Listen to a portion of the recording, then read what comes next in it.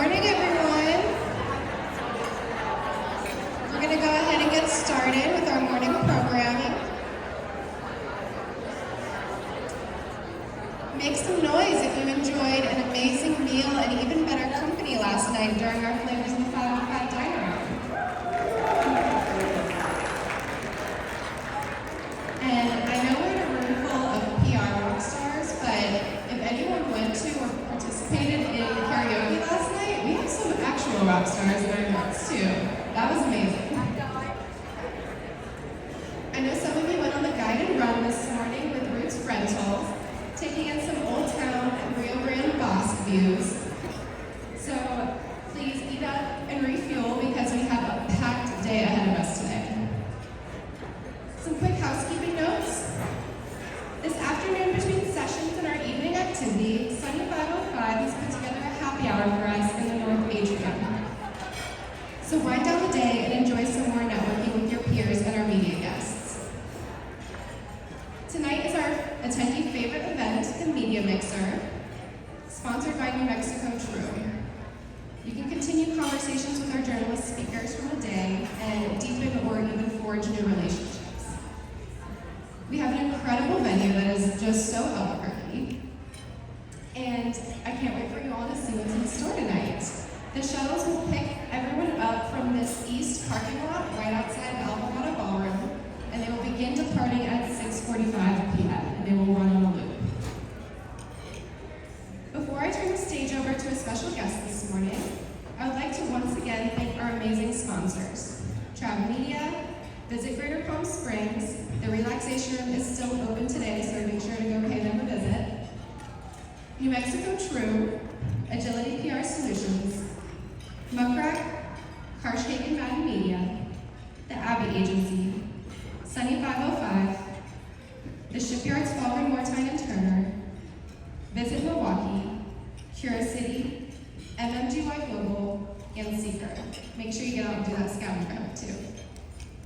We're going to kick things off this morning with a few words from PRSA's board chair, Heidi Harrell, MA, APR. So please join me in welcoming Heidi to the stage.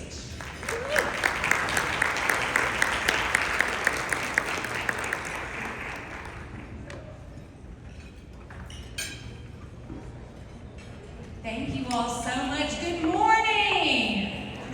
There we go. Y'all are in TNT. This is the best section conference we have. From what I've heard, this is my first time and I am already loving it, and I hope you all are too. Now, some of you may be wondering, is she bringing Lady Danbury into 2026? I wish that were the case. So I found out in February that I have to get a hip replacement. Great timing when you're board chair and are asked to travel all over the United States. So because I wouldn't be able to fly in 3 months after the surgery, I've been punting it until after Icon and donning bedazzled canes wherever I go so I can spend time with my fabulous fellow PRSA members. Thank you. So I know that you heard from our CEO, Matt Marcial, yesterday, and so I just wanted to give you just a quick update on all things PRSA. If you saw my message earlier this year, we were in a difficult spot, and we had to make some difficult decisions. But I am so proud to say that we have turned the ship. We have stabilized cash flows, and we are in a better position than we have been in 6 years. And that is all thanks to the work of staff, the board, and members like you. It's without you, PRSA doesn't exist. So keep doing what you're doing, keep advocating for our profession, and let's give a huge round of applause to the executive committee of TNT who planned this amazing event with their planning committee.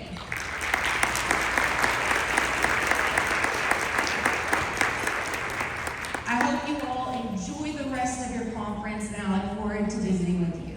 Thank you.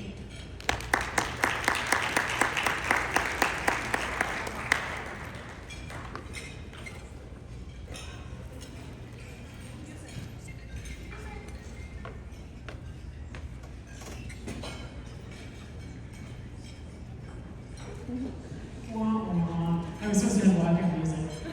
You can play it now if you want. That's okay. Hi everyone, I'm Kate Hudson. I own the Visit Spokane. I'm also on the executive committee. Shout out to my running buddies from this morning. I noticed on Hoova that there were 14 people interested, and there were only like 8 of us. So I think a few of you had a little too much fun at karaoke last night. So welcome. Yes, thank you, Heidi. Thanks for welcoming us.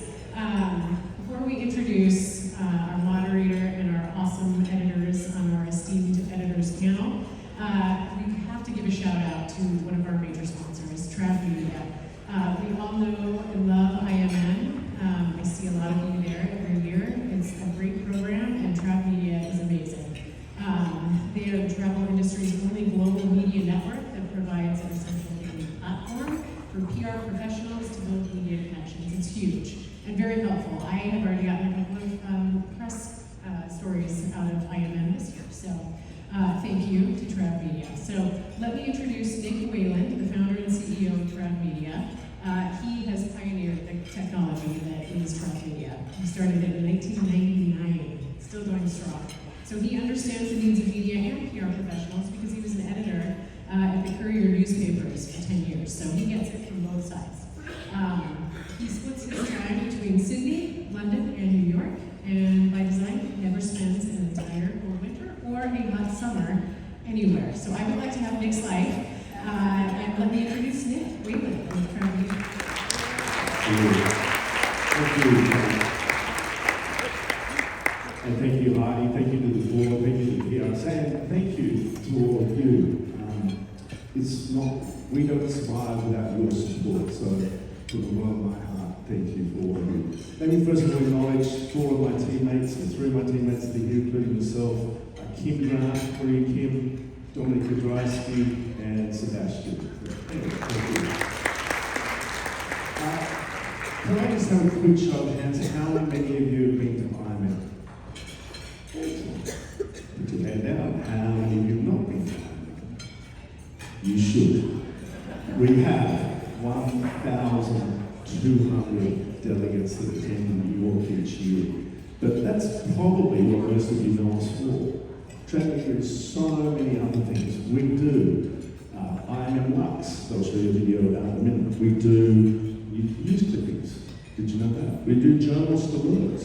We are a social media platform for everybody in the travel industry, in particular for the travel PR and media. So the first thing I wanted to show, if you guys have got it, is we've got the awards that we're doing in 10 days' time in the UK. The social media traction on this is off the whip scale. You guys got that? No? The website I showed you? No, we're not going to do it, that's okay. The awards next week or the week after, with 400 people in the London, is the UK's most prestigious travel writing awards. We are bringing that here to the US, North America, next year. So please watch this space. It will be very exciting. It will be easily 400 or 500 people. It will be sit down, and you are the first people to find out about this because we're going to make a decision next week. The second thing we do is clippings. I'll show you a quick video on that now. Good music. With Trav Media, you can monitor millions of stories across consumer, trade, print, and online. See your entire media footprint. All your coverage in one simple view. Designed for travel PRs, get live updates and share customized reports all in one place. Media monitoring is smarter with Trav Media. Contact the team today for more information. So the best thing about our media clippings and media monitoring platform is that we've got offices in 9 countries. And if you're missing a story, I can guarantee you, it doesn't matter what time of the day or night, we will find it and we will deliver it to your desk immediately. The second thing I want to talk to you about is IMN Lux. When I was here last year, we made the announcement we were doing IMN Lux in Las Vegas. Thank you to our partners and friends at R&R, also the Las Vegas team. It was an amazing event. We really didn't expect to have so much support from Las Vegas as we did. The first opening night with 50 of the media was at Caesars. It was at the Penthouse. It was 20,000 square feet. The cost for that night alone was $50,000 and it's catered by nobody. It was off the charts amazing. So I really encourage you, if you have your clients or yourselves, please register and get the early bird rate. That's about it for me. Let's cue the video so you can see what it's all about. Thank you again to the PRSA.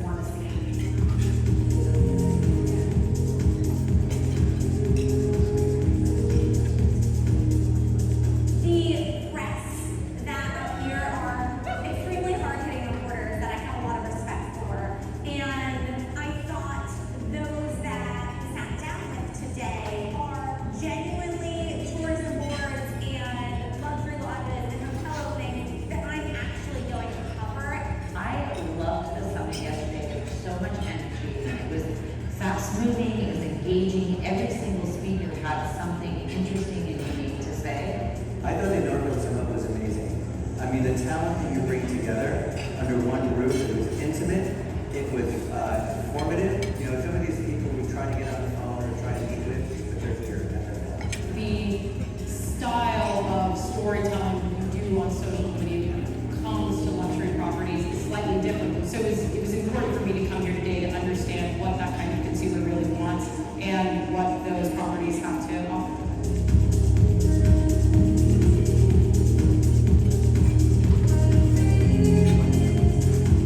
Again, felt targeted. It's so relevant. The online meetings have felt very personalized. I had made some good connections with different travel products and services, hotels, places that I've been, and some places I knew. You know, IMM Las Vegas has been so sensational. The value of the sponsorship is important because it brings these incredible storytellers. The journalists this week have been phenomenal, and it's brought them here to showcase what this destination can do, and I can't wait to have them back in 2026. We've had IMM Summit and IMM Lux here in Las Vegas. Incredible media covering the luxury market and brands from all over the world that have come to join us for this inaugural event. We cannot wait to be back in 2026 here in Las Vegas. We hope to see you very soon.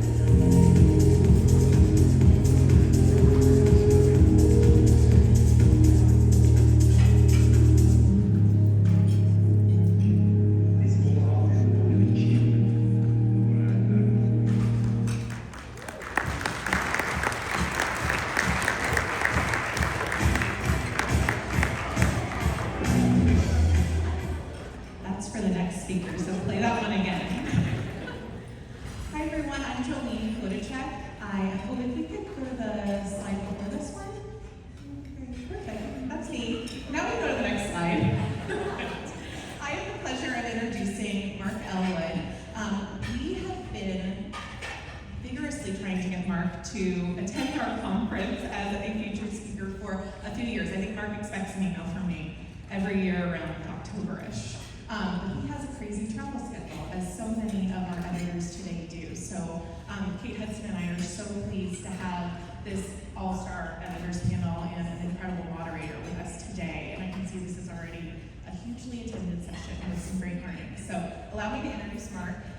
Born in Britain and now based in New York, Mark has spent much of his life exploring the world and helping others make sense of it. He's a contributing editor at Condé Nast Traveler, editor-at-large for Robb Report, a columnist for Bloomberg Luxury, and co-host of Bloomberg's Travel Genius podcast. His work has also appeared in the Wall Street Journal, the New York Times, and numerous other leading publications. Many of you may recognize Mark from television, where he's a frequent travel expert on NBC's Today Show. Who's pitched Mark on his Substack before for a Today Show opportunity? Many opportunities there, and sign up for a Substack. It's really great, actually. sharing insights on travel trends, destinations, and finding the best deals around the globe. He's also reported from multiple Olympic Games, appeared on outlets including CNBC, ABC, CBS, CNN, Good Morning America, and more. I think you covered every outlet there, Mark. Mark's path to journalism began at Cambridge, followed by graduate studies at the University of Chicago. Before becoming a reporter, he led art-focused tours through Florence, Rome, and Paris, an experience that helped shape his lifelong passion for travel, culture, and storytelling. He's also the author of Bargain Fever, How to Shop in a Discounted World, a fascinating look at our collective obsessions with deals, discounts, and the psychology of value. What makes Mark especially compelling in his ability to blend luxury, culture, and human stories. Whether he's reporting on emerging travel trends in China, exploring contemporary art on a remote Japanese island, or uncovering hidden experiences around the world, he brings curiosity, humor, and a truly global perspective to every story. Please join me in welcoming Mark Elwood to the stage as our moderator.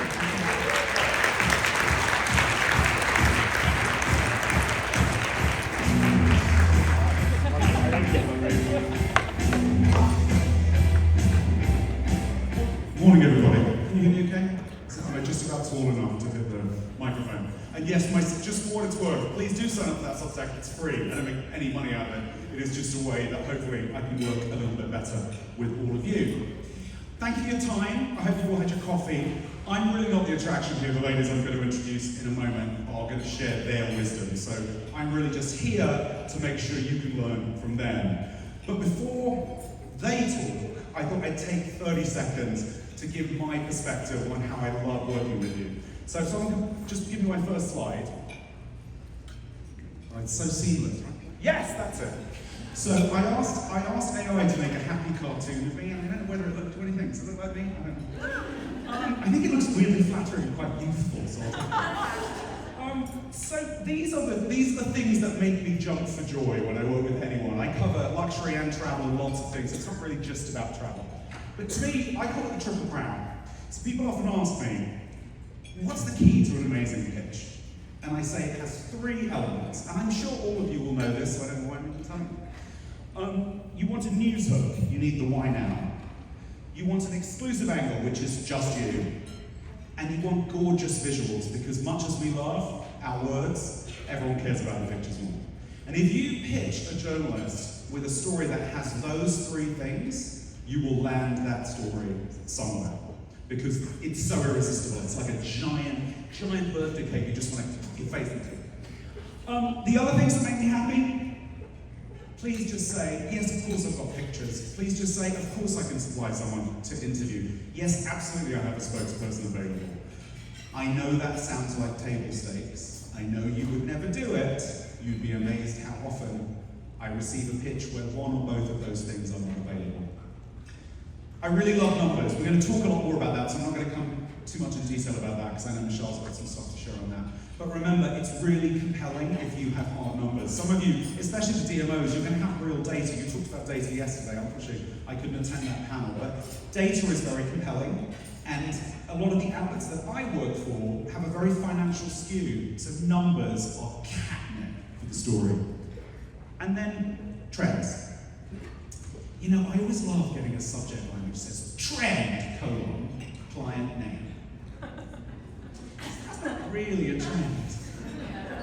That's just, how do I find a way to talk about my client in a way you've got to write about? Remember what a trend is. It's 1 + 1 + 1. 3 things make a trend. Obviously that's productive, but remember, if your client is opening the biggest penthouse in Santa Fe, tell me about the biggest penthouse in Chicago and the biggest penthouse in New York, even if they're not your client. Suddenly, 50,000 square foot penthouses are a trend. So those are the things that make me happy. My next slide are the things that make me sad.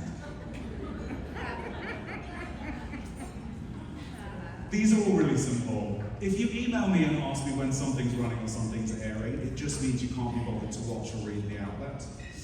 And frankly, you're paid to do that, and it makes my heart sink. Renderings and our photographs, we can't run renderings, and I think Megan might talk about an experience we had when we worked together, when we did run some renderings, and gosh, we learned our lesson then. And this is just a tiny thing. I was like, I've got a room full of people I can just beg. And I'm sure you also have been asked to send these emails. Hotels now have really complicated names. They often have loads of semicolons, commas, I don't know. It's no longer the hotel. It's the hotel, a Marriott project by Hilton, a remarkable colon. That hotel's name is just its name. In marketing terms, it might have a whole load, it's basically hyphenating its name like it's gotten married. That's sure, you know. But professionally, its name is still its maiden name.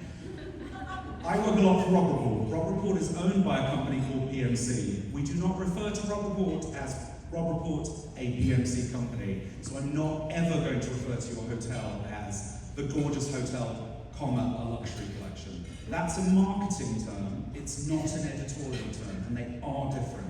Just as if you choose to capitalize the name of your all caps company, that's fine, unless it's an acronym. We will not capitalize it because that is marketing, not editorial. And if I could just beg everyone in this room, those three things that I think the ladies might agree with me, those are the three things that made me so sad. And if I could beg you all not to do that to me and other people, you would make us all just happy all the time.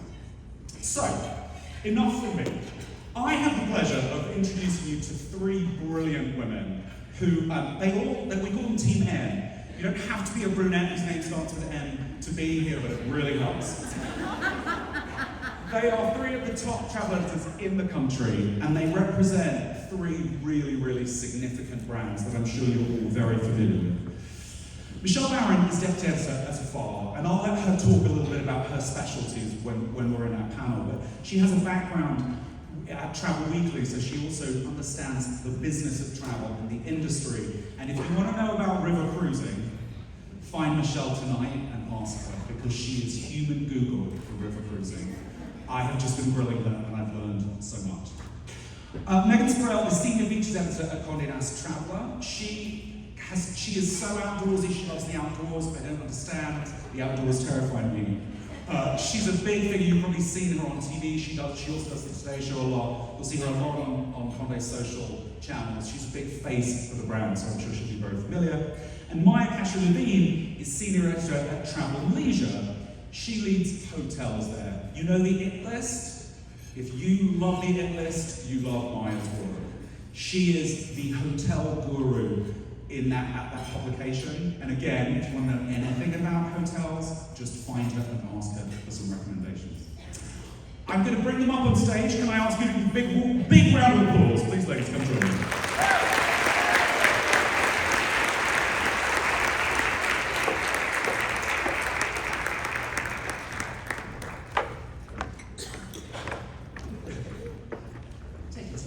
Settle in. You relaxed? I feel like I should be a little further forward because you have to keep turning around to look at me. You can ignore me. First of all, what I want to do is, I gave a brief introduction of you, but I really want the three of you more to help people understand how better to work with each of you in terms of what you're responsible for, what you don't do, what you're often approached by publicists about, and you'd love to say, hey, it's not me. Megan, can I start with you on that, just so they can understand your areas of specialty, not just expertise? Yeah, so hi, thanks for being here. So senior features editor, features, long form storytelling, that's really what I focus on across print and digital. Those are stories where we're sending either a staffer, a freelancer, usually to report on a big trend or a place that's having a moment. I also work on outdoors, Mark mentioned, food and drink, and our Latin American coverage. What I don't work on is same-day news stories, destination guides, unless they're under the Latin American purview. And, you know, we actually have our own hotel expert, who is Erin Florio, not me. So if you have a hotel in the US opening and you need to know if I want the exclusive, I'm not the right person for it. That all said, I work on our Best Places to Go franchise, which is huge and has many elements these days, and we're very proud of. So I still like getting all the intel throughout the year because I use my inbox as a virtual Google. But I'm not the person to wait for a 24-hour response on around a hotel opening or a museum opening or something opening in your destination. Is that a good overview? Yeah, that's a great overview. Maya, can I ask you to sort of flesh out your bio a little too? definitely. Hi, thank you for having me. I do want to know, what Megan said, that if you send me a hotel pitch that says, "Hi Erin, I have a hotel for you," you're not placing the story. But thanks for coming. Okay, so I'm the hotel lead across print and digital. Most of the emails I open first say, "First in capital letters, hotel. First look, hotel." Basically, I get about 400 new hotel openings a year. And of those, I probably send reporters to about 200 of the properties. And we probably even cover 250 because it's broken up into, I think the readers are going to like this a lot, and so we're going to give them first images, a little interview with the designer, a nice little news story. People often get advance bookings off this. Or, this is a really important opening. I'm gonna send a reporter. We're gonna be there before everyone else. We're gonna press trip for it. We're gonna publish a full review, and we're gonna consider it for awards. So those are the two forms of coverage I do online. And then in print, it's a lot about all of those hotels we just talked about. What's going in print? What's a short term? What's a short form version? What's a destination that has 5 new hotels opening this year? So, Comporta, Portugal, Mexico City, that can go in the front of book and we can call all of the openings out. And what really makes sense for a longer form, like experiences style narrative. That's everything I do. Everything else, I don't. That's so succinct. Michelle, could you bring us to a conclusion? Yeah, absolutely.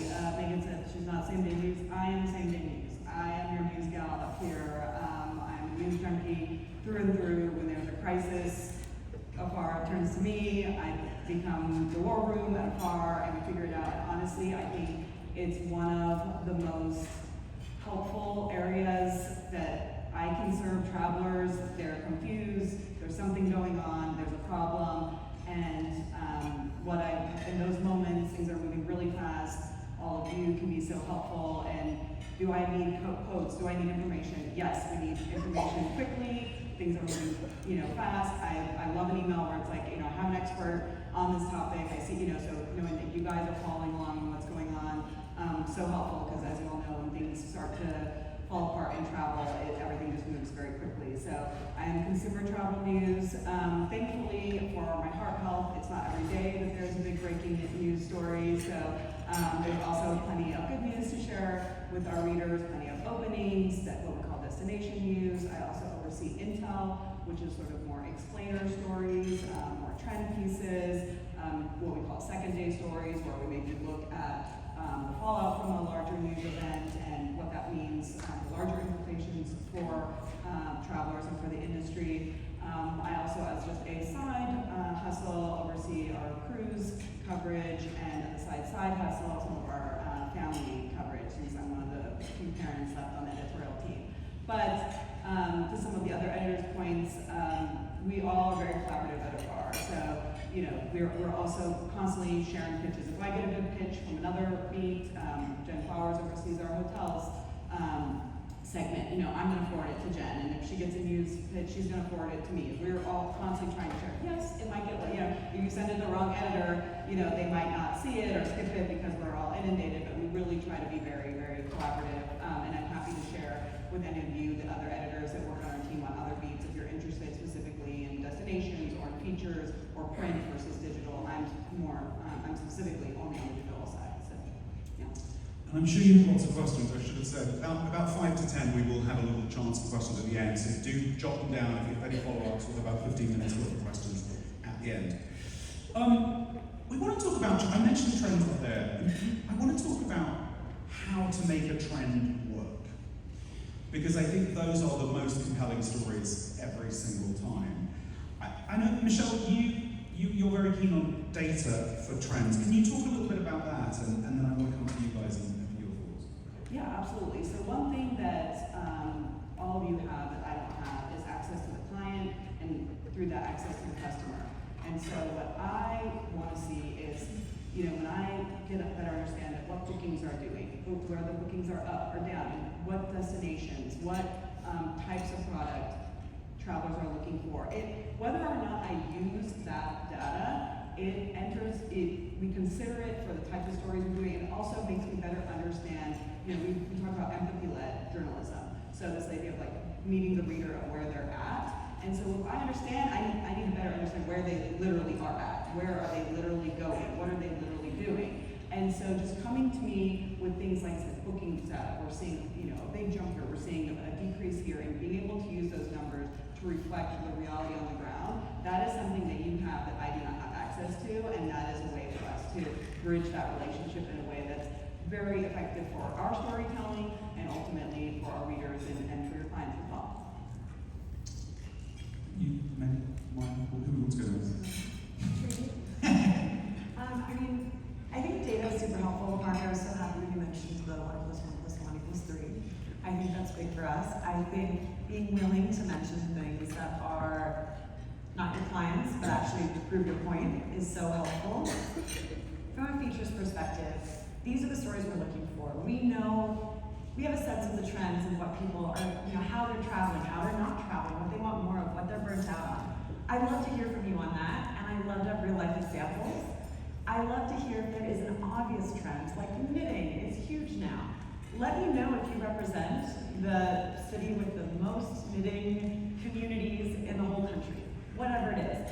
Make those connections, but only make it if it's real and really legitimate and you have a lot of data points or a historical context to back it up. Make it interesting. And I think what also, just in terms of relationship building, which I know we'll talk more about, but when someone comes to me less often, but with really strong ideas, each time they come to me, I do pay more attention when I see in the flood of my inbox a name that I know reliably delivers. If I see your name every single day and you know it's trend, hotel name, whatever, I just, the brain helps me filter out those emails. And I tell people to follow up. If you have something great, please do follow up, it's necessary. But I think, you know, just in looking at trends and trying to identify them, I like when people kind of shoot their shot when it's really solid. I think that goes a long way. I would say the only thing I have to add, Michelle really touched on what we discussed in the data panel yesterday, which is you have access to data, either yourself or your client, and bringing something that we don't have is really crucial, and that is how we're trying to start. Something that was said on the data panel yesterday with Fort Myers and Rhode Island, Newport, Rhode Island, was that they both came with trends and then the data to support them. So Newport, Rhode Island had set jetting, and she had all of these numbers on visitations spiking at the mansions during the Gilded Age, the television show. That's the exact kind of connection that you're taking the data and making that I'm not necessarily, just because it's not my job to meditate on data supporting Newport, Rhode Island. And so those connections that you're making with the data, we really want to hear about. Thank you, Liz. Let's talk about press trips, which I think are a core part of our business now. We rely on you. All of our budgets have changed. We rely on the kindness of strangers. The Blanche Dubois model, we rely on the kindness of strangers. But still, there are ways to make those work better for everyone. And I'd love, Megan, can you kick us off a little bit about how you prefer that to work and what is most productive? Yeah, I mean, it is such a privileged problem to have. There are more trip invites in my inbox than I or anyone on my team will ever be able to take. I don't discount that. And our time is really limited. So I think for us, you touched on this a little, Maya, but if there's a really big new opening, and you know what we mean by big, really landmark, everyone's going to be covering it no matter what. If there's a group press trip going, we'll probably go if you let us go 2 days before everyone else. If there's a group going, I do want to know who else is going to be invited and on it. Because if, honestly, if the 3 of us are invited, I'd love to travel with you both, but that's not really helpful to us. So I really want to know when we can get exclusive access to something. And again, even though I'm not always working on the hotel exclusives, that's Erin, or destination openings, that's Shannon McMahon, we can go over all the names later. Transportation news would be Hannah Towie. But I think what I really look for, especially with features, it's helpful to know whenever you're introducing yourself or pitching your destination for the first time, let me know in general if you're open to personalized press trips. Because as we develop stories and we know we want to send a reporter out and bring them to life, I use my inbox like Google and I figure out who has offered support before. And we reach out to those partners and try and make it happen. Those are the types of press trips that are the most actionable for us and usable. Again, unless there's a huge museum opening and you're organizing something, but again, you have to think about, most of our team is in New York. How far is it? Is it, a 2-hour event that's halfway across the country?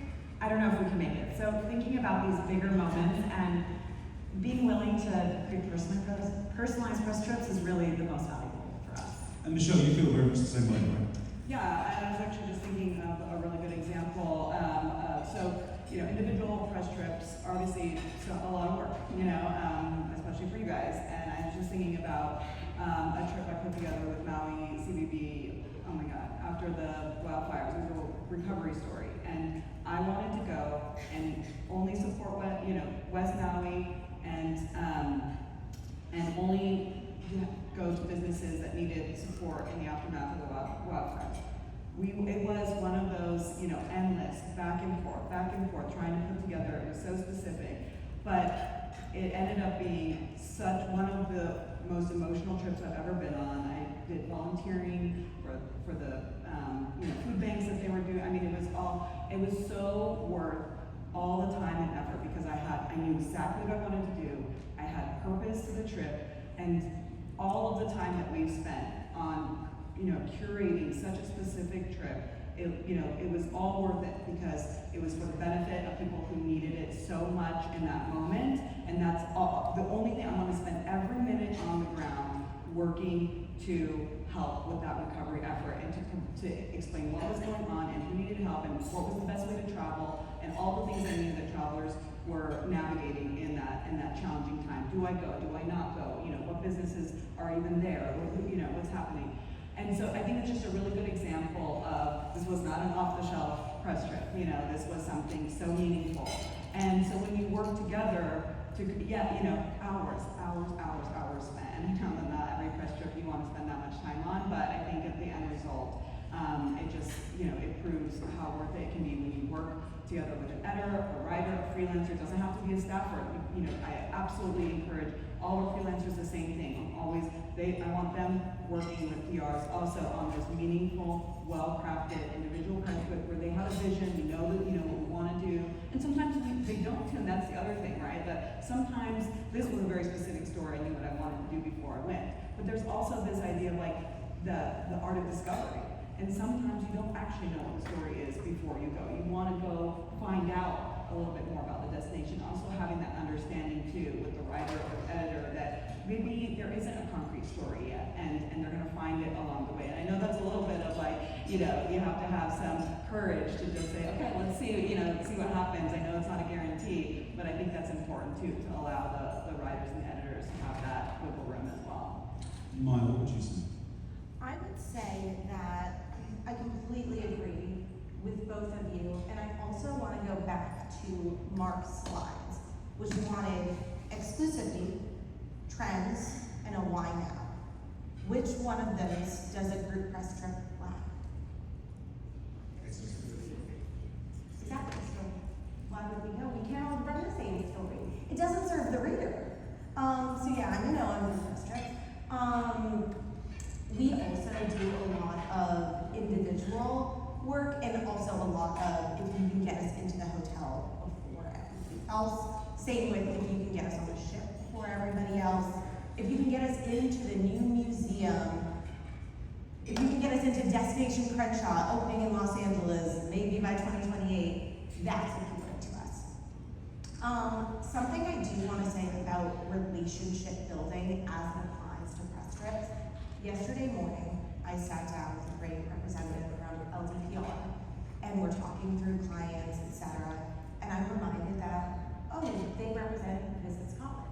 Now, if you pitched me a group press trip about visiting Scotland, I am gonna say no. But we're sitting there and I'm like, I have an amazing reporter, she does Financial Times stuff, and she's going to Scotland for like a 4-page experiences story in a spring issue because Wildlands is opening Hope Lodge and Dunton Estates is opening Kilchillen.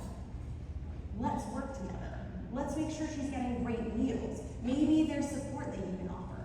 That's how relationship building really brings about a great press trip rather than just like the sort of cookie cutter itinerary invite, if that makes sense. May I add something? Go on. I wanted to add something to hers and then I want to add something to my point. It was great, right? Well, I call it a fashion disease because there's some of us have worked long enough to see that travel goes through periods where it doesn't feel cool enough and suddenly goes, let's get lots of fashion people involved in travel. And then they don't do very well and then travel people come in. And in fashion, if you give me a free pair of shoes, I write about the shoes. It's that simple. If you offer me on a free trip, that isn't the story, that's just a free trip.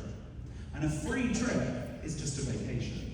If you want editorial to come out of a trip, there has to be a story from the trip, not a, hey, do you want to come to Paris? I've got a hotel there, do you want to stay there? Well, sure, but you're not going to get anything out of it. And I think it's thinking about the story. Sorry. I wanted to add one exception to what I said. You're allowed to change your mind. No, I stand by it all, and I stand by everything we both said. Such great points. And the one exception for group trips that I forgot to mention is we are doing a lot of social first coverage as well now. So if you are organizing a press trip that includes access, and this is, I guess, the exclusivity that's maybe different, maybe it's a group trip, but it's a World Cup game and there is behind-the-scene access and we're going to meet players and we can film all of it for social. We may send a member of our social team on that group trip. We don't care if everyone else is there because it's something amazing for our social media. If there's an expectation of story with it, you need to be really clear, but we have begun sending our social teammates on group trips like that when there's really amazing access for something that will come to life, and usually it's events. So, did the Fort Worth Rodeo, it was amazing. Stuff like that, F1, like, those are the exceptions, and just be really clear what kind of access you provide and what you expect. Thank you. Maya, I'm going to set you up to be the first person to answer because I know you have a very clear answer. The thing, if you could change one thing that the publicists that you work with a lot, or you could make everyone the same as the great publicists, what would be the thing you would like them to change? I think in your case it's quite straightforward. It is really straightforward. Something I genuinely love about travel and leisure is that we have worked so hard to streamline the pitching process. There is one hotel contact, it's me. There is one cruise contact, it's Paul Brady. There is one news contact, it's Susmita Baral, and we have it all on our website in how to pitch documents. So for me, you come with 3 things. You come with, you're gonna be the first into this brand new hotel. This is what makes the hotel really cool, and here are photos that you can run before everybody else. If you have renderings, we can have a side conversation about it. We can imagine the hotel together, and that can be a fun thought exercise. But we can't run a story because the hotel doesn't exist. And if the hotel doesn't exist, I can't send a traveler there. Gosh, that was very forthright. That was what I was looking for. As I say, I don't know, Megan, you remember this when we were working together.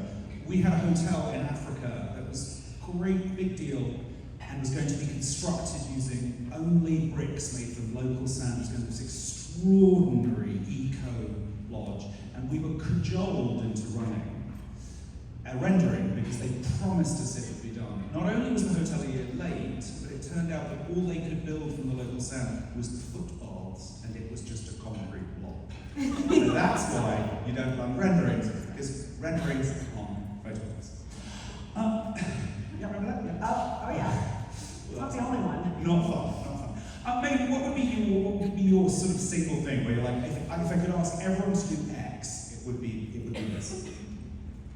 Yeah, it's a little, I I know we see this all the time, it's probably so tiring to hear, but looking out the room, you can see how few of us there are and how many of you there are. And our inboxes are the scary place. Many things get lost, and that includes great things. So I think it's the being strategic, following up on the exact same thread. It's the simple things to allow us to actually see what you're bringing us. If you are bombarding us with a new thread every day and you're not sure if it's great, but you're going to try anyway, it's just diluting the space for yourself and for everyone else who does the work you do. I've tried to use all the latest technology to make it easier to see things. It's very hard. So I think just finding ways to cut through the noise, which is, working smarter, not harder. And I think relationship building comes into this. The emails I do get a chance to see each day, I notice if you added at the top about how you read something we recently did and you really connected to it because XYZ thing matters to you, and that's why you want to talk to me about this story. I know that sometimes when people do that, I don't know how you guys feel, but you can tell when it's fake. It's like, I just read insert story title, and I wanted to pitch you about my hotel. Okay. But when you actually make yourself a human, to me, it helps me remember you a little better if I get a chance to see that email. It helps me remember you when we come to conferences and things like that, and it just, however you can cut through the noise, I think helps us all work better together. And being human is what makes our job so fun. So I know that's kind of big, but those are my tips. Michelle, what's your sort of single, if I could ask everyone to do something, it would be this? No Valentine's Day widgets. No, I'm kidding.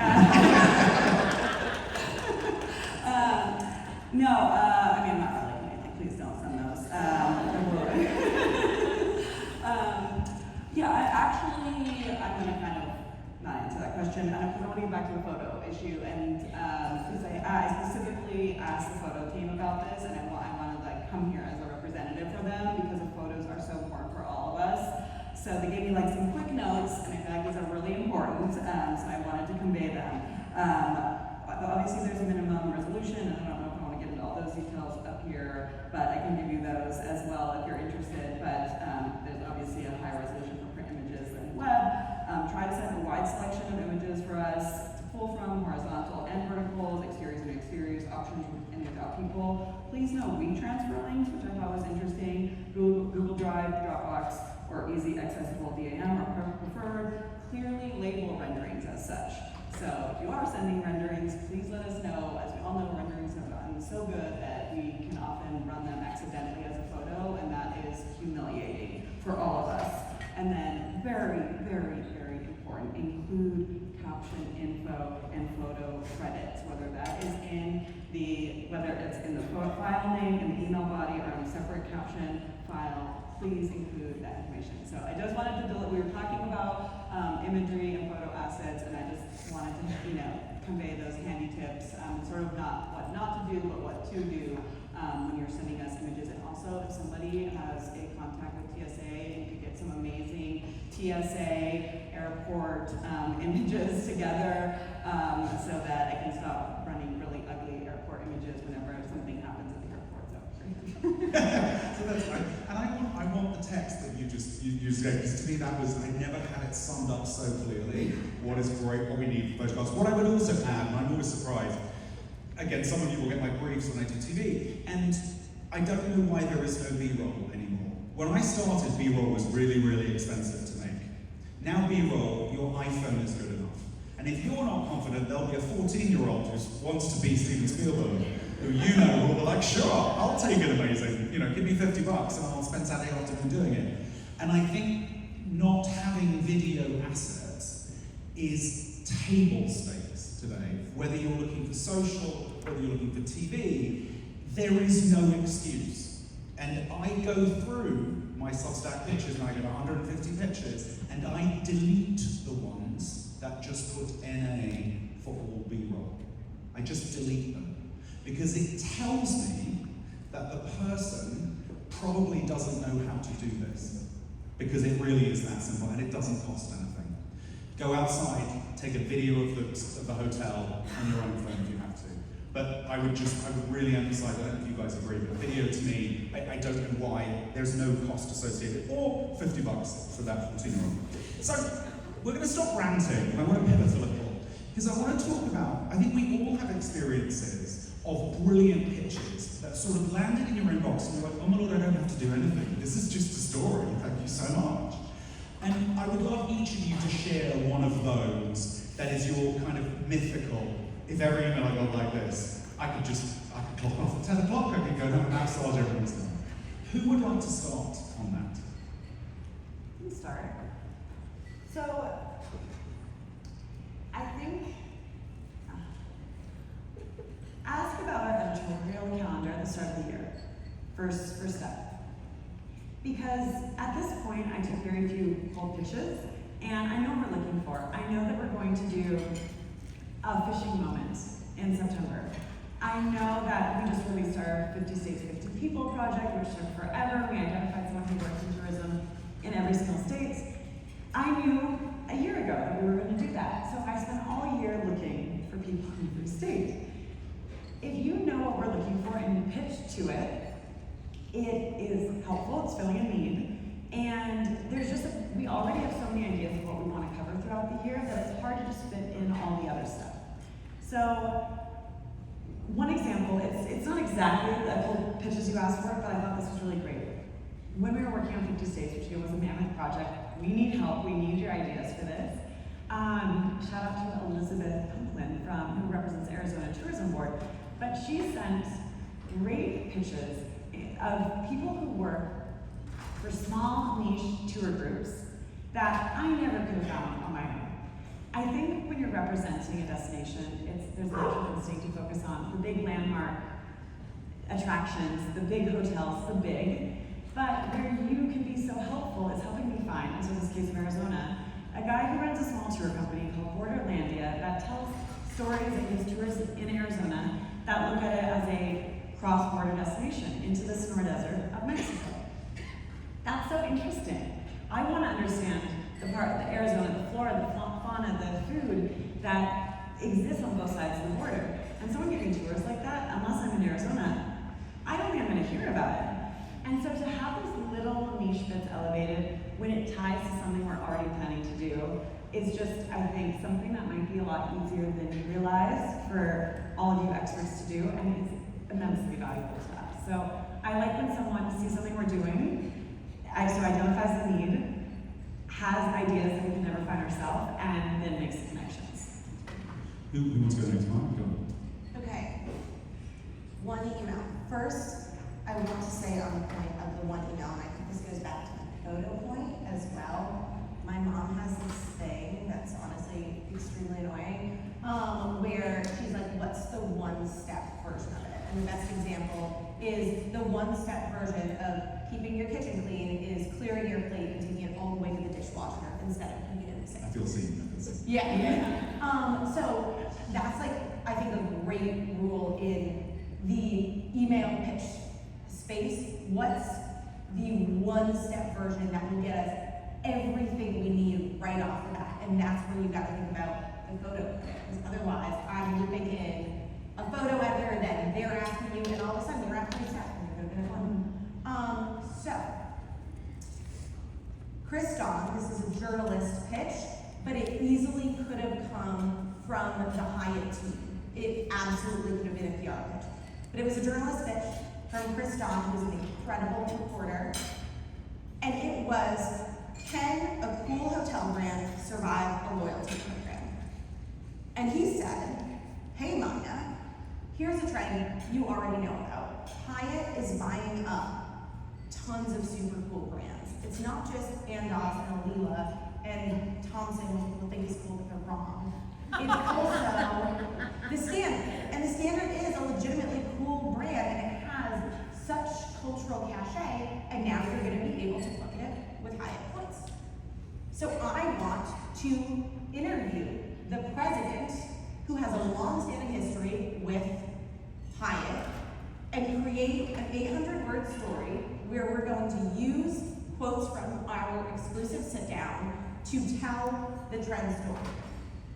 I didn't do anything the entire time. I got the pitch, I was like, that's perfect. I got the coffee, I was like, that's perfect. He did the interview, it was the exact interview. I would have done all of those steps myself, right? Someone could have come with that idea, and then I could have been like, okay, we want to get Amara Lalwani involved, who's the president, And okay, then you want these visuals from the standard. You want to make sure to mention that the Met Gala had an after party at the Standard Highline recently. I didn't have to do any of it. It all came in the email. It all went up as a story. The editor-in-chief slapped me and was like, "This was a great story. Everyone should be like Chris." That's a brilliant image. I love that. Michelle, what's your? I wish every email I received was like this. So first and foremost, for better or for worse, the headline tells the story. So I like to tell anyone who's pitching me on the digital side, but eventually also all print stories migrate to digital, and they'll need a digital headline as well.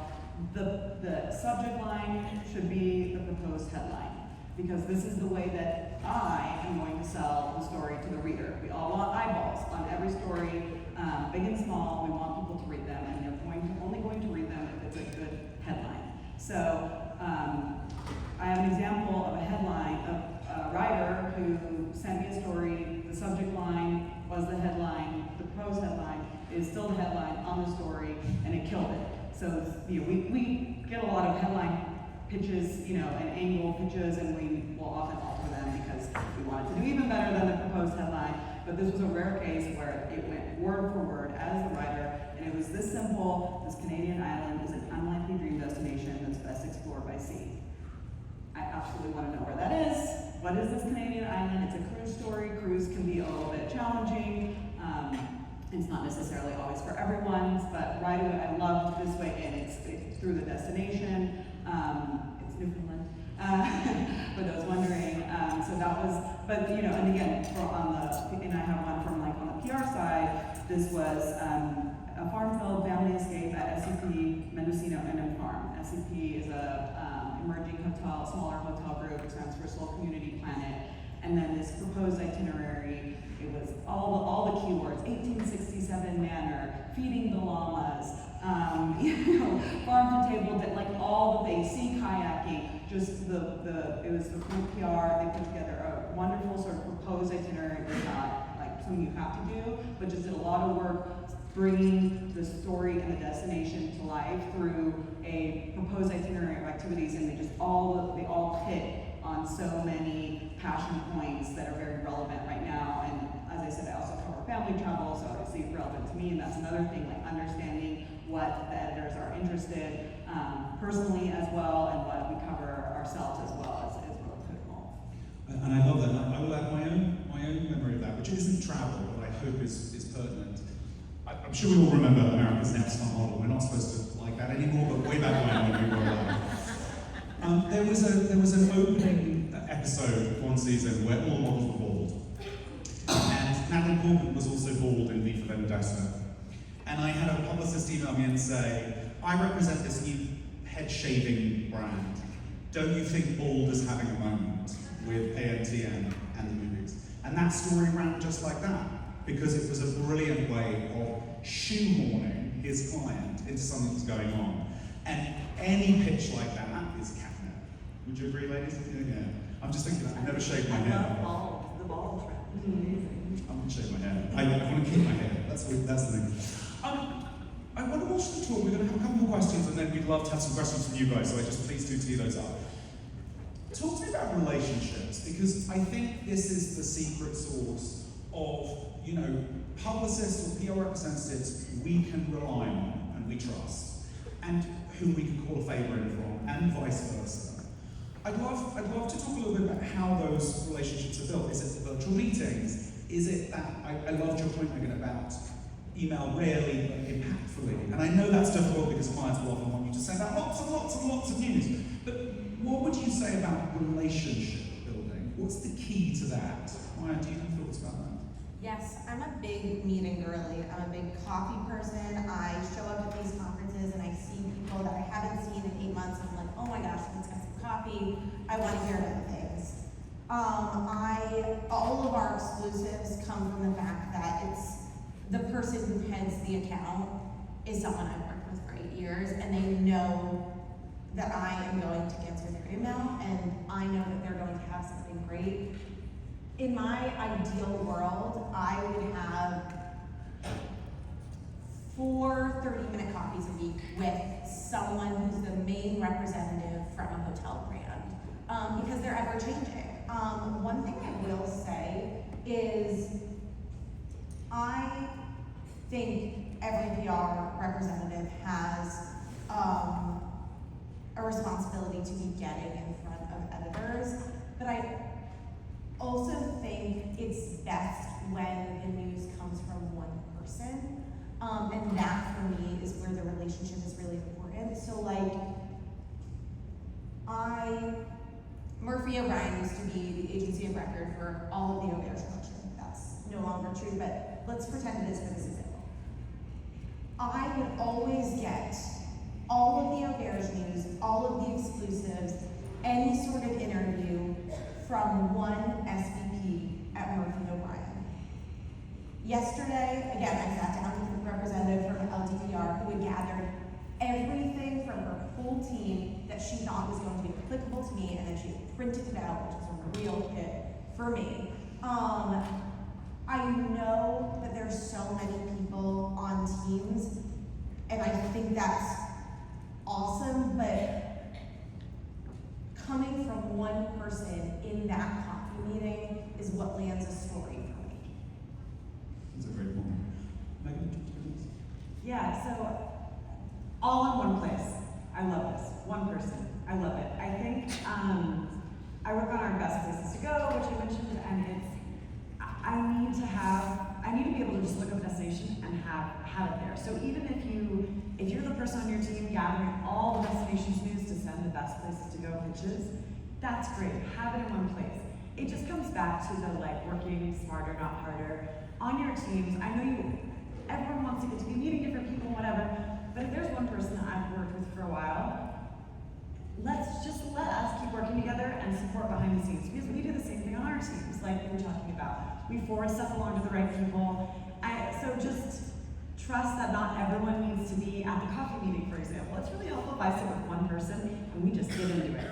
When there's 8 people, the chance of me remembering everyone in the future has already been divided by 8. It's a lot. It's hard for everyone to get something in. Just be really efficient. And I think relationships, I think there's 2 approaches. Some people start by asking to meet for coffee and tell you about their clients, and then later they respond to calls for pitches or needs. There's other people who they just get into it. They respond, they hear that we're working on something, they know they have intel, they share it, and after it's worked out really well, and I'm like, wow, Sarah really came through for me. Then Sarah asks if we want to get coffee. I love that, because I'm like, I know Sarah won't let me down. I feel like we've built a relationship through just getting the thing done. I know that's not always going to happen, things are not always going to stick, but I just think that those coffee meetings become really meaningful, and I do prefer in person. Like if you're coming to New York, if you're in New York, reach out. I don't do Zoom meetings anymore. I'll do a call if we're actively working on developing something, but let's try and meet in person if we're going to meet. The word Zoom meeting just makes my heart sing. I mean, it's just, and it feels like it doesn't break through the screen in any way. It's just, I don't think any of us like it. And I'll just add that I really rely so much on my network of writers and freelancers to meet with everyone to distill the information for me. So for me, they are a critical sort of Cliff Notes provider. Like they're out there taking those meetings, and so I would just really encourage. I know that everybody wants to sit down with an editor, but we are so busy editing and churning out the copy. I see the writers that we work with on a regular basis. I see them as an extension of our brand and of the work that we're doing. So please take the meetings with those writers and freelancers, even if they're not on staff, because they're the ones that are coming to us with the story, and they've distilled it in a way, they're putting it together in a pitch. So it's really, really valuable to meet and talk with them, because oftentimes when they have a specialty, whether maybe they specialize in a destination, so they become very specialized in what they do, and then they're able to bring that specialty and the information that they've gained from those meetings to us in a way that works for our publication. So I'm not trying to say I don't want the meetings, but just a lot of the times I honestly don't have time for them, but I want you to have that time with someone who's going to produce a story, and that writer or freelancer is going to do that. They might actually produce more than one story, Yeah. which is the other upside. Exactly. If you talk to a freelancer, it's in their interest to make as much money out of reading as possible, and so they might do more. What I would say is, when I send out, I have a friend in the room here who I met because they responded to a pitch, to a story career that I sent out that was nothing to do with any of their clients. And I have a handful of PR people across the country, some of whom I've never met, but all of whose emails I open instantly, because they're just always helpful. So even if it isn't in their interests in that moment, they will say, nothing to do with me, but I've seen something happening in Antigua, you should check that out. So when they do email me with their client, I read it really carefully because I owe them and I feel that they're quite collaborative. And I think that's quite an easy way. You know lots about travel too, including the stuff you're not paid to know. Feel free to tell us about it. That's amazing and we'll be so grateful. I'm going to conclude our portion, and again, I'm going to throw it over to you guys. Jolene and Kate are going to be walking around with a microphone, and hopefully I should put my glasses on, so I'm going to be squinting at the back of the room. If you have any questions, please raise your hands, and they will sort of maraud through the room to try and pick you up, or if they see you and I don't. Do you see any hands? Any hands? I don't see any. Oh, brilliant! I love it. And I've got a very bright light in my eyes, so anyone at the back, it's a little harder. If anyone wants to line up over here too, if you have questions. I love that one. That's great. That saves me from my squinting.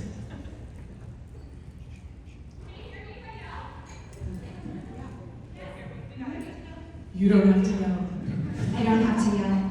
I'm Megan with NMGY, and I have a follow-up to the last question about meeting in person. How do you feel about events hosted by destinations in New York, for example? How often are you going to those, or sending members of your team to those events? I work with the state, so we bring a lot of partners along. Are you going to those? Are you over those? You don't have time for them? Do they have to be really special?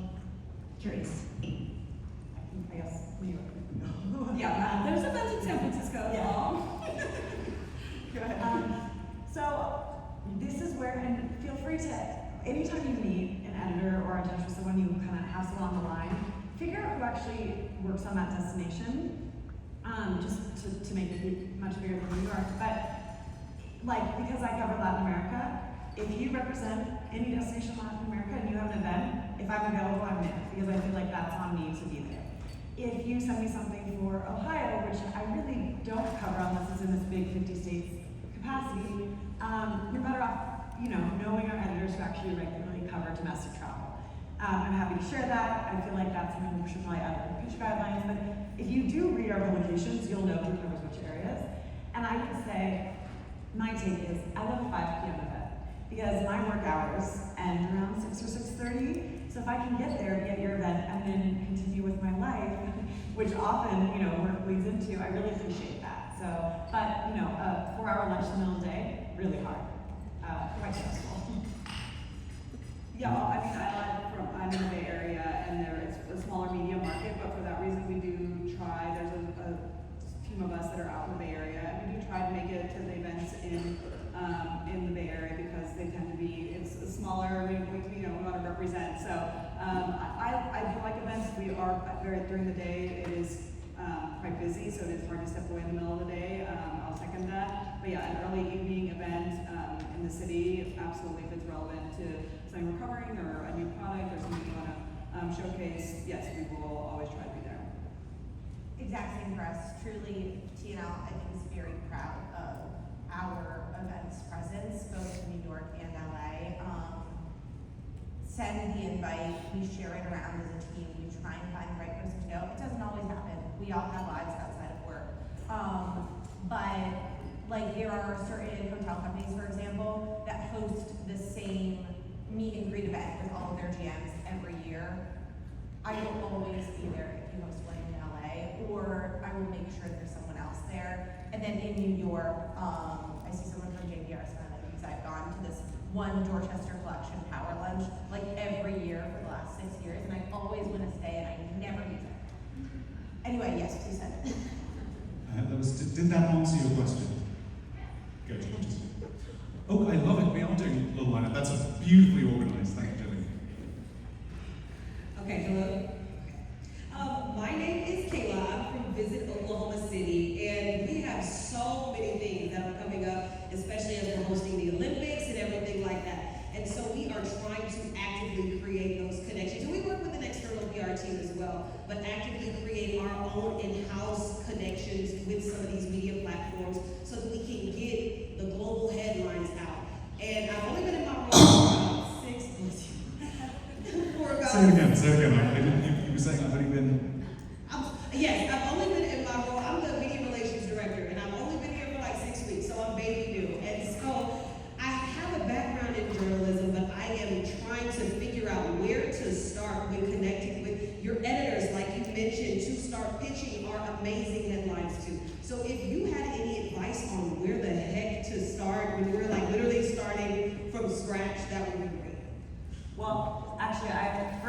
is Matt Kerouac, who's here, regularly writes for us and many other outlets about Oklahoma. And his panel starts right after this, so you should definitely meet him. Matt is here? Yeah. Oh my God, Next that's panel. great news. So that, I think that's it, is like knowing who's the person, and we kind of like share these people, especially with more niche destinations that are not the New Yorks and LAs, and I know Oklahoma City's not niche, but in comparison to New York, where everyone is. Know who that person is, as writing about your state or your city for every publication, get to know them very well. Figure out who else they respect in the scene there. Get on those people, because again, they are the ones, like, I know anytime we're doing something on Oklahoma, I'm literally typing in my inbox what Matt has sent me.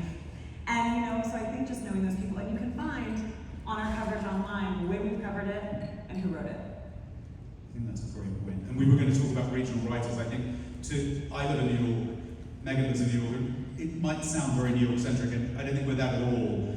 We rely on people being in market and knowing their places, especially in America, and they are priceless. Sorry, my name is Travelleisure.com/how-to-pitch. I love that sort of thing. Michelle, do you have anything to add? You know, I was just thinking in terms of destinations, for me personally, and I think at FAR in general, what stands out in terms of pitching us, like, I know it sounds cliche, but it's true, like the hidden under the, like, I want one email about a place that's lesser known, and what's great about it, and, you know, off the beaten path. I love, there's nothing more that I love an email that falls in my inbox that's about a place in Oklahoma that I just personally have never heard about. Because now I'm reading it, because I'm like, what is this place? What's this name? What, you know? And so I think you all have such great destination knowledge and sharing with us those hidden gems, those places, you know, that we don't know as much about, and what makes them. And it's, you know, yes, is it coming to all of us, and so now is it now we're all looking at the same place? Yes, but I want to hear about those places. I want to hear about the smaller towns, and yeah, just the places that like I personally haven't heard about before, because that is what keeps me in this industry. That is what is exciting to me, is learning about new places. One point Yeah, to go add. please, I love it. And if, based on the conversation I had yesterday, if you are born and raised in the place you represent, and you have a really deep connection to it, and you know these stories in and out, definitely make that part of your emails. That means a lot. Do we have any more questions? Oh, I love it. Over there. Yes, please. Hi, thanks. This is Ashley Merman from Preferred Travel Group, PTG Consulting, and many of our clients were representing in multiple markets. That might be the UK and the US, or Mexico and the US, and I'd love to hear a little bit from each of you that's relevant, what your international exclusivity policy is. So, you know, if a competitor is running a first in the UK, does that is that canceling out our opportunity to pitch that in the US and Mexico or elsewhere? That's interesting. So if I'm hearing you correctly, you're asking, especially I think this is more for Maya and Megan in terms of, you know, when you have international editions, how those, we were talking about this at dinner last night. Who wants to start with that? Because I think it's a really interesting question. I'll start. In my ideal world, it's a global exclusive. So you run with us, Travel and Leisure US, before anyone else. I am not merged with my UK counterpart. And the number of times that people give me the exclusive and are like, Traveler with 2 L's will be running before you know. And I'm like, girl, that's not my Especially because, as you hinted at, Finance Traveler, we are now merged with almost all of our global editions. There's few exceptions like China where there's logistics that make it difficult, but when people pitch a first in to us, or a first guest, which is our video series that goes with it, where we actually send 2 editors down to film the whole thing, we want the global exclusive. And we're usually planning to run it simultaneously or in a very close succession across all of our global brands. So that's why for other outlets, if they know that one of our teams has the exclusive, it's kind of, well, all the Finance Travelers now are running it. And I'm so glad you brought it up, because we have had a number of experiences where people think that we won't care that the Financial Times is already running something and that it still is a first in or first guest. And we've sometimes gotten far into the process before someone reveals that. So I'm really glad you're thinking about it, because I just think this is kind of a newer issue, and definitely think about that. We're all talking on a global level these days. I should say, unfortunately, that is less the case for us. If it's running at tnl.com US, it is not guaranteed to be syndicated to Central Asia or Southeast Asia or Italy. However, what I always tell people is like, if that's a deal breaker for you, no problem. TNL US reach is wild, and you should run your exclusive with me. But also, you should run it with Megan. She's the best. Well, and ours, I will say, it's never guaranteed it runs everywhere. So with everything, be very specific about your expectations, but always ask. And I'll just mention that this is a great opportunity to mention that Afar has acquired Suitcase magazine within the last year. So we now also have the UK readership through Suitcase. It is a different publication. It's not Afar. They call it the cooler sister of Afar. Afar's already very cool, so I don't know which one you get. But so if you do have clients that are looking to reach a UK audience, we now have that crossover. So we do technically compete with one another, but we also do collaborate since we're co-owned. I would say that one of my big red flags, one of those, two things. You see the word embargo in a subject line these days, and it just means, I don't think this is very newsworthy, this makes it feel newsworthy. But if people try and slice and dice exclusives, it's a big red flag. So you get, and the wording is always very, very deliberate. It would be like, would you like the exclusive on the penthouse? And you think, well, no, I'd like the exclusive on the hotel, because that's not really an exclusive. And I think it's a question of, you got to put all the chips on red, all the chips on black. Does that make sense? Can I just say also, honesty is a great policy. We're all friends here. So many people are like, hey, Matt, I already gave the exclusive to Traveler. Do you still want to send someone? And often I'll be like, oh, great, can't read the article on Traveler. And like, yeah, I'll still send someone to consider for it. It's like, just be honest. Like, the worst that I can say is, oh, no, actually, that's a deal breaker. But it's the one step. Yeah. You are trying to figure it out, figuring out later. You know exactly what you're working with. Any more questions? Oh, over there. Hi, thank you so much for your time this morning. I'm Pam with Experience Columbus. Even if you don't write about Ohio, we're welcome to come again.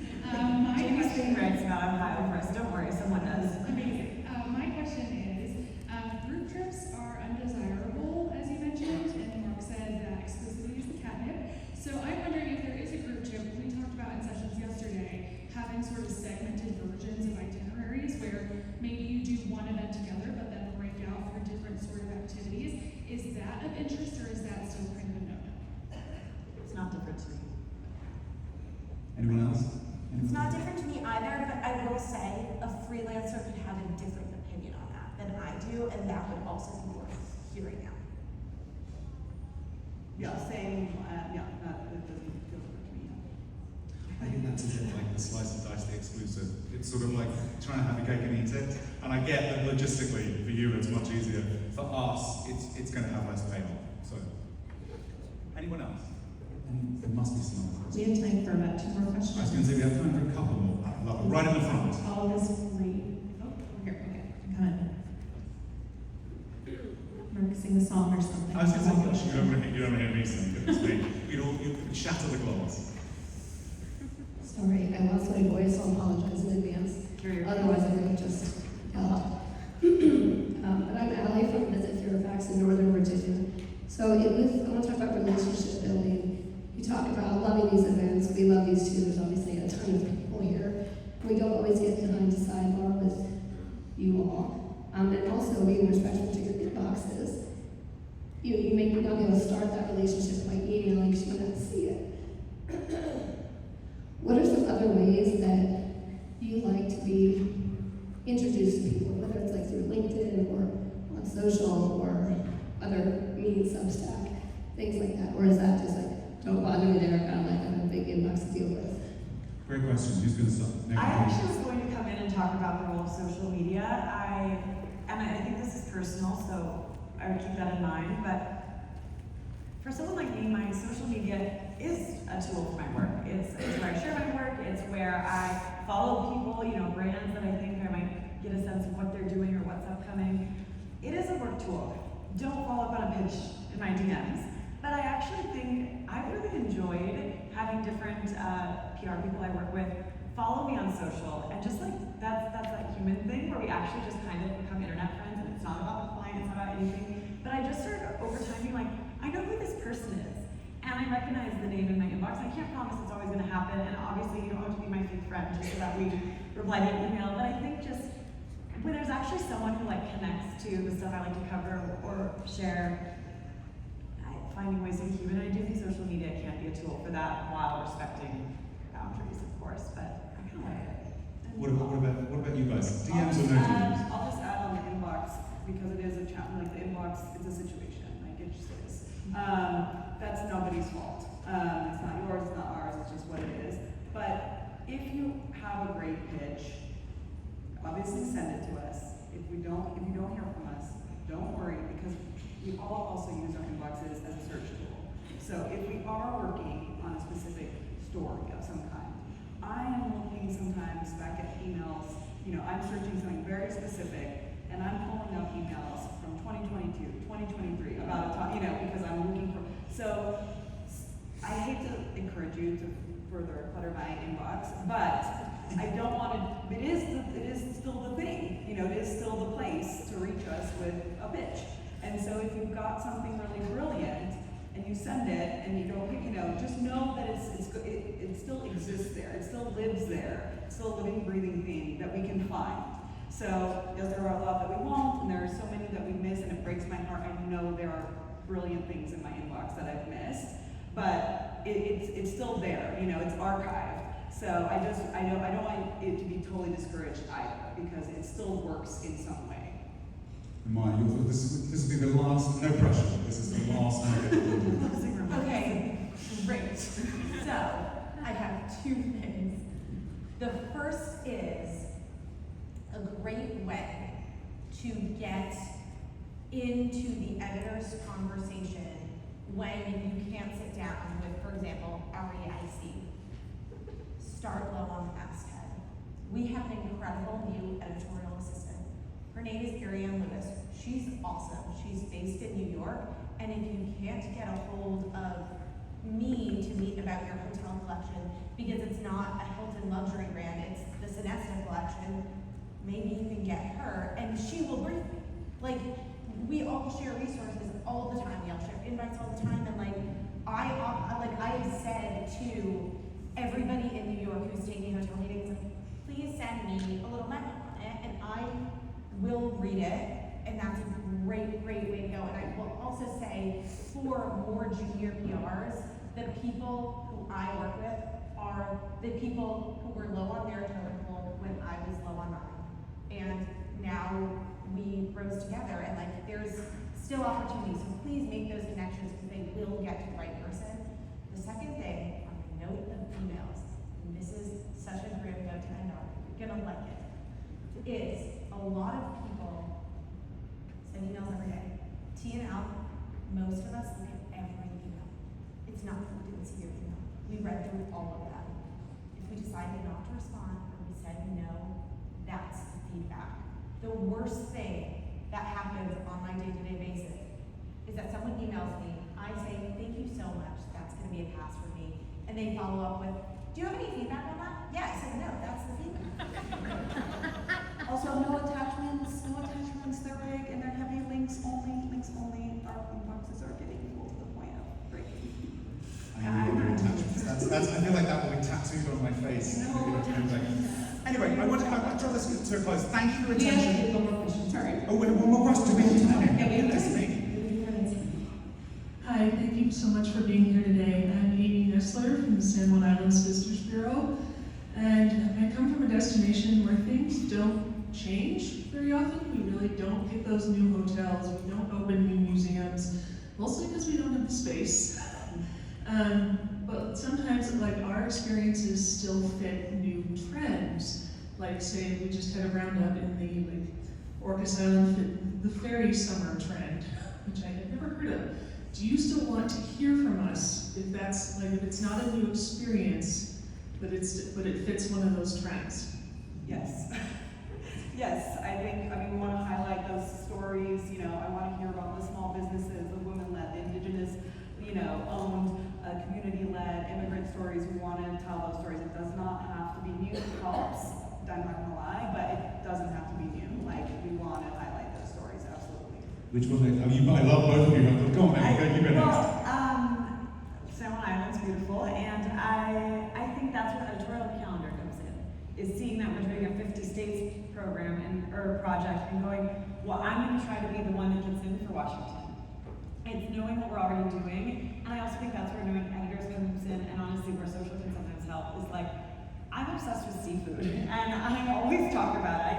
I eat raw fish like a bear, and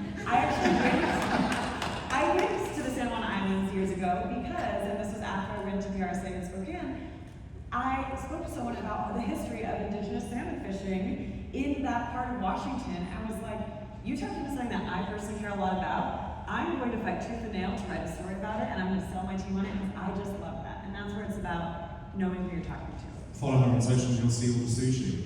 Yes. Go on, Mike. With the island, how close is it? It's not one of the San Juans, is it? No. Okay, there's a new hotel there. Know about the news that's close enough that you can make it your news. That's the first thing. The second thing is, why now doesn't have to be because it's new, it can be because it's seasonal. So really think about seasonality, because gas station oysters are relevant every June. That's a very good point, actually. News isn't completely novel, it's just why now. So that really does conclude us. Thank you for your time. Thank you, ladies. I'll ask you a round of applause.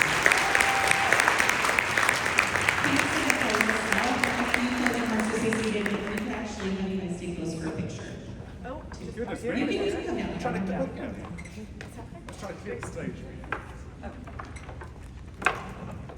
That was awesome. Let's give another round of applause for the I always get great advice out of these, and I can't stress personal relationship building enough. Okay, a few housekeeping notes. Don't forget the media mixer tonight, where you can get your one-on-one personal face-to-face time with all of our